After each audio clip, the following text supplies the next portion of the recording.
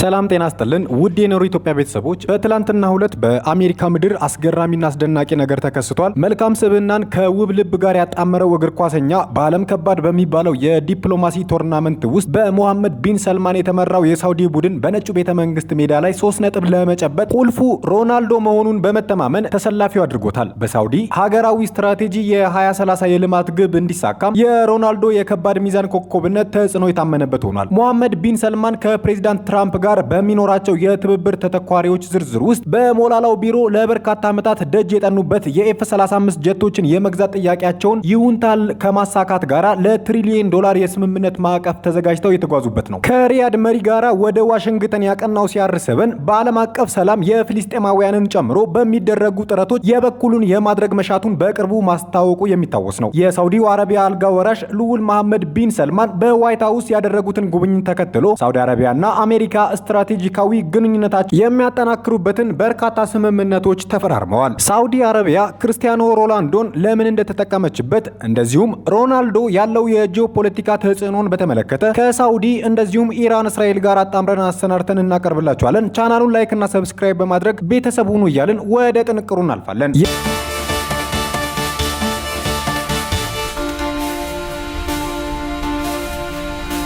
የዩናይትድ ስቴትስ ፕሬዝዳንት ዶናልድ ትራምፕ ዝግጅቱ ከመጀመሩ በፊት ባደረጉት ንግግር ሮናልዶን ማስተናገድ ክብር እንደሆነ ገልጸዋል። ሮናልዶ በሳውዲ እግር ኳስ ሊግ ውስጥ ያለው ኮከብነት የሀገሪቱን የዘመናዊነት የልማት ግፊት ዋነኛ ፊት እንዲሆን አድርጎታል። ትራምፕ ተሰብሳቢዎችን ወደ ፖርቹጋላዊው ኮከብ ዞር ብለው ሲናገሩ የልጃቸውን ባሮን ትራምፕን ታሪክ አንስተዋል። ልጄ የሮናልዶ ትልቅ አድናቂ ነው። ባሮን አንተን ማግኘት ቻለ።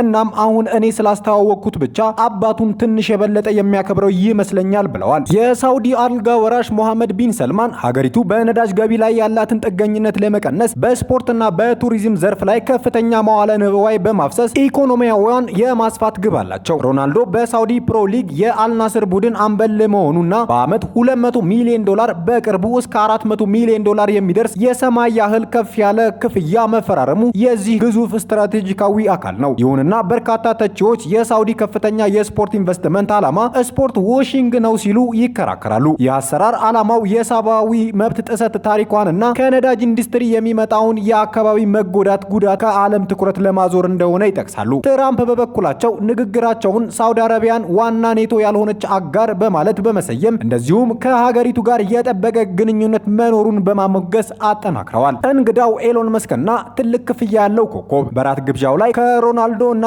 ሞሐመድ ቢን ሰልማን በተጨማሪ የቴክኖሎጂ ባለጸጋው ኤሎን መስክና የአፕል ዋና ስራ አስፈጻሚ ቲም ኩክ የመሳሰሉ ተጽዕኖ ፈጣሪ የንግዱ ዓለም መሪዎች ተገኝተዋል። ይህ የመስክ የመጀመሪያ የዋይት ሃውስ ጉብኝት ሲሆን ከፕሬዝዳንት ትራምፕ ጋር ለወራት የዘለቀውና መስክ አዲስ የፖለቲካ ፓርቲ እንደሚመሰርት እስከ ማስታወቅ የደረሰው አለመግባባት መኖሩ ይታወቃል። ሮናልዶ በበኩሉ ሳውዲ አረቢያ የ2034 ፊፋ የዓለም ዋንጫን እንድታስተናግድ ያለውን ተስፋ እየገለጸ ሲሆን ሞሐመድ ቢን ሰልማን ደግሞ አለቃችን በማለት የጠራበት ወቅት ነበር። ሮናልዶ ወደ አሜሪካ ከመጣበት ጊዜ ጀምሮ ከ2016 ዓመተ ምህረት በኋላ ከሚታወቁት የመጀመሪያ ጉብኝቶች አንዱ ነው። ኮከቡ በ2009 በላስ ቬጋስ ሆቴል ውስጥ የጾታዊ ጥቃት ፈጽመዋል የሚል ክስ ቀርቦበት የነበረ ቢሆንም እርሱ ክሱን አጥብቆ ክዷል። በ2019 ዓመተ ምህረት የዩኤስ አቃቢ ሕጎች ክሱ ሊረጋገጥ ባለመቻሉ በሮናልዶ ላይ ክስ እንደማይመሰረት መወሰናቸው የሚታወስ ነው። ይህ የዋይት ሃውስ የራት ግብዣ ስፖርት፣ ገንዘብ እና ዓለም አቀፍ ፖለቲካ ተቀላቅለው የሚፈጥረውን የጂኦፖለቲካ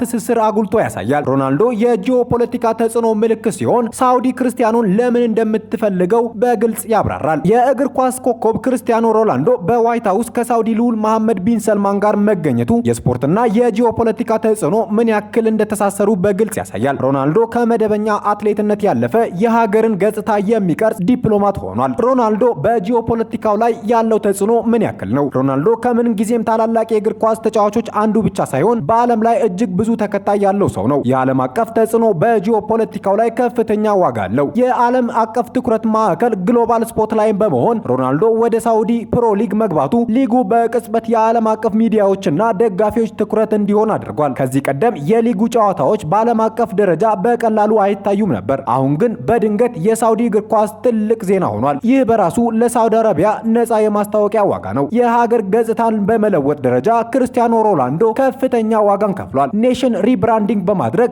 ሮናልዶ በሳውዲ ሳውዲ ውስጥ ሲጫወትና በሀገሪቱ የልማት ፕሮጀክቶች ዙሪያ ሲናገር ለዓለም አቀፉ ማህበረሰብ ሳውዲ አረቢያ ዘመናዊ፣ ክፍትና ለቱሪዝም ምቹ መሆኗን የሚያሳይ መልእክት ያስተላልፋል። ተጽዕኖ ፈጣሪነቱ ሳውዲን በዓለም ካርታ ላይ ከነዳጅ ባለፈ በስፖርትና በመዝናኛ እንድትታወቅ ይረዳታል። ከዚህ በተጨማሪ የስፖርት ዲፕሎማሲ ተዋናይ ሆኗል። ሮናልዶ በዋይት ሃውስ የመሰለ ከፍተኛ የፖለቲካ መድረክ ላይ ከሳውዲ ጋር መገኘቱ የሳውዲን የስፖርት ኢንቨስትመንት ከፖለቲካና ከዲፕሎማሲያዊ ጥረቶቿ ጋር እንደሚያስተሳስር ያረጋግጣል። እሱ በሀገሪቱ መድረኮች ላይ በመገኘት ለሀገሪቱ ትልቅ የፖለቲካ ክብደት ይሰጣል። ዋነኛው ጥያቄ ሳውዲ ክርስቲያኖ ሮናልዶን ለምን ይዛ ሄደች የሚለው ጥያቄ ነው። ሳውዲ አረቢያ ሮናልዶን በዓመት በከፍተኛ በመቶ ሚሊዮኖች የሚቆጠር ዶላር ክፍያ ወደ ሀገሯ ያመጣችው ከእግር ኳስ ውጪ ባሉ ስትራቴጂካዊ ምክንያቶች ነው። የመጀመሪያው የስፖርት ዋሽንግ ስትራቴጂ። ይህ ዋነኛው ምክንያት ሲሆን ዓላማው ስፖርትን ወይንም ታዋቂ ሰዎችን በመጠቀም የሀገርን ዓለም አቀፍ ምስል ማስተካከያ ማድረግ ነው። ከዚህ በተጨማሪ ትኩረትን በማሰናከል ሳውዲ አረቢያ በሰብአዊ መብቶች ጉዳይ፣ በነዳጅ ኢንዱስትሪዋ የአካባቢ መጎዳትና በተቃዋሚዎች ላይ በምትወስደው እርምጃ ምክንያት ዓለም አቀፍ ትችት ይደርስባታል። ሮናልዶን የመሰለ ኮከብ መኖሩ የዓለምን ትኩረት ከእነዚህ አሉታዊ ክሶች ወደ አስደሳች ስፖርትና መዝናኛ እንዲዞር ያደርጋል። ሌላኛው ህጋዊነትን ማግኘት ነው። ሮናልዶ ለሳውዲ ፕሮ ሊግ መጫወቱ ለሀገሪቱ የፖለቲካ አመራርና ለፕሮጀክቶቹ ዓለም አቀፍ ተቀባይነት ሌጂስሜቲ ይሰጣል። ትልቅ ኮከብ ባለው ሀገር ላይ ዓለም አቀፍ ትችት ማቅረብ አስቸጋሪ ይሆናል። ሌላኛውና ዋነኛው የሳውዲ ግብ ደግሞ የራዕይ 2030ን ማሳካት ነው። ልዑል መሐመድ ቢን ሰልማን እየመሩ ያለው ራዕይ 2030 የሀገሪቱ ኢኮኖሚ ከነዳጅ ገቢ ጥገኝነት ነፃ የማድረግ ግብ አለው። ሮናልዶ በዚህ ረገድ ቁልፍ ሚና ይጫወታል። ኢኮኖሚን በማስፋፋት ሮናልዶ በሳውዲ መኖሩ የቱሪዝም ፍሰትን ይጨምራል። የሀገር ውስጥ የመዝናኛ ዘርፍ እንዲስፋፋ ያደርጋል። እንደዚሁም ዓለም አቀፍ ኩባንያዎች በሳውዲ ስፖርት ላይ ኢንቨስት እንዲያደርጉ ይስባል። ሌላኛው የዓለም ዋንጫ ምኞት ነው። ሮናልዶ ሳውዲ አረቢያ የ2034 ፊፋ የዓለም ዋንጫን ለማስተናገድ በምታደርገው ጥረት ውስጥ አምባሳደር ሆኖ እያገለገለ ይገኛል። ዓለም አቀፍ ዝናው የሳውዲን ጨረታ ስኬታማነት ይጨምራል። የመጨረሻው የሀገር ውስጥ ለውጥና ወጣቶችን መሳብ ነው። የወጣቶች መነሳሳት ባለበት ሮናልዶ ለሳውዲ ወጣቶች ለውጥና የዘመናዊነት ምልክት ነው። ሀገሪቱ በስፖርትና በመዝናኛ ላይ ያላት ትኩረት ለወጣቱ ትውልድ ተስፋ ድል ለመስጠት ይረዳል ተብሎ ይታመናል። በአጠቃላይ ሳውዲ አረቢያ ለሮናልዶ የምትከፍለው እጅግ ከፍተኛ ክፍያ ለሚያስቆጥራቸው ግቦች ብቻ አይደለም። ዋነኛው ክፍያ የሚሄደው እሱ በዓለም አቀፍ መድረክ ላይ ለሳውዲ ምስልና ተቀባይነት በሚሰጠው ዋጋ ላይ ነው። በአልጋ ወራሹና በአሜሪካ ፕሬዝዳንት ዶናልድ ትራምፕ መካከል በሚከተሉ ዘርፎች ላይ በክርስቲያኖ ሮናልዶ አማካኝነት ተፈራርመዋል። ከነዚህም ውስጥ መካከል ስትራቴጂካዊ መከላከያ፣ ሰው ሰራሽ እውቀት ወይንም ኤአይ፣ የኒውክሌር ኃይል፣ ወሳኝ ማዕድናት ክሪቲካል ሜታል፣ የሳውዲ ኢንቨስትመንቶች፣ የገንዘብና ኢኮኖሚ አጋርነት፣ ትምህርትና ስልጠና፣ የተሽከርካሪ ደህንነት